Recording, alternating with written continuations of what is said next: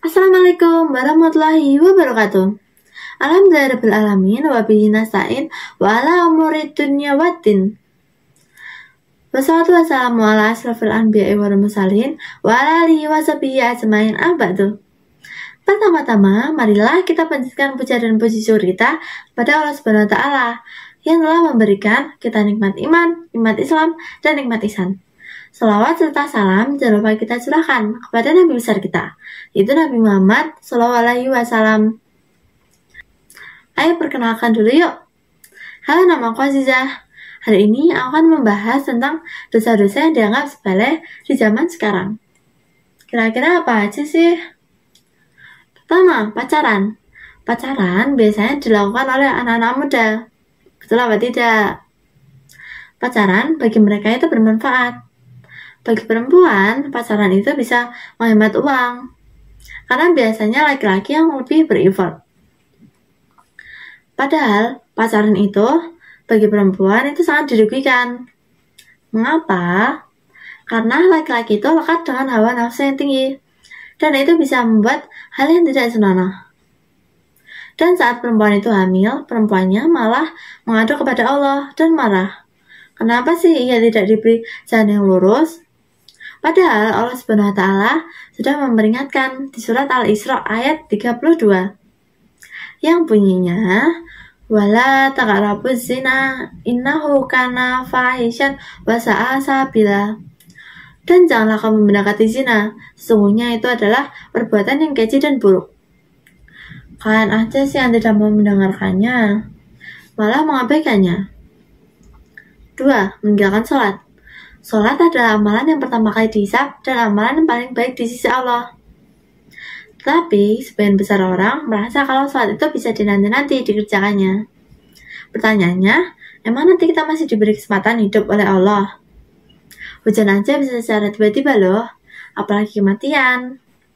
Dan inilah balasan bagi orang-orang yang meninggalkan sholat. Meninggalkan sholat subuh. Maka Allah akan menenggelamkannya ke neraka jahanam selama 60 tahun, yang kurang lebih 60.000 tahun jika dihitungnya hitungan dunia. Meninggalkan sholat duhur, dosanya sama seperti orang yang membunuh 1000 muslim. Meninggalkan sholat asar, dosanya sama seperti orang yang menghancurkan Ka'bah. Meninggalkan sholat maghrib, dosanya sama seperti orang yang berzina dengan orang tuanya sendiri. Meninggalkan sholat isya, sesungguhnya Allah Subhanahu wa taala berseru, wahai orang-orang yang meninggalkan sholat isya, bahwa aku tidak ridho kau tinggal di bumiku dan menggunakan segala nikmatku. 3. Berkata kotor. Kenapa sih orang-orang selalu berkata kotor? Padahal berkata kotor itu termasuk perbuatan yang buruk dan dibenci oleh Allah Subhanahu wa taala, yaitu yang ada di hadis riwayat At-Tirmidzi yang bunyinya, sesungguhnya Allah Subhanahu wa taala tidak suka orang-orang yang berkata kotor dan kejam. Nah, misal kita lagi bermain game tuh, itu pasti kita ada adegan berbahaya yang mengagetkan kan? Nah, itu pasti kita refleksnya berbicara kotor kan? Nah, gimana ya cara mengubahnya? Kita bisa mengubahnya dengan kebiasaan sehari-hari kita dengan mengucapkan Alhamdulillah, Allahu Akbar, Astagfirullah, dan lain-lain. Jika kita terus-menerus mengucapkan kata itu, kita pasti refleksnya seperti itu deh. Dan jika kita sudah tertanam kepada Allah niatnya, pasti tidak akan ada halangan yang mampu menghalanginya. 4. Ghibah. Nah, ini nih, dosa yang sering dianggap sepele, karena semua orang bisa melakukannya.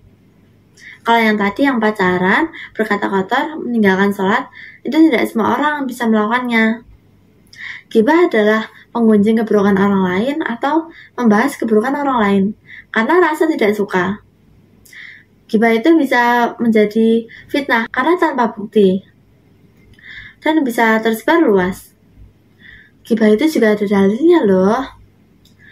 Dosa gibah itu lebih berat daripada dosa zina. Sahabat bertanya, mengapa?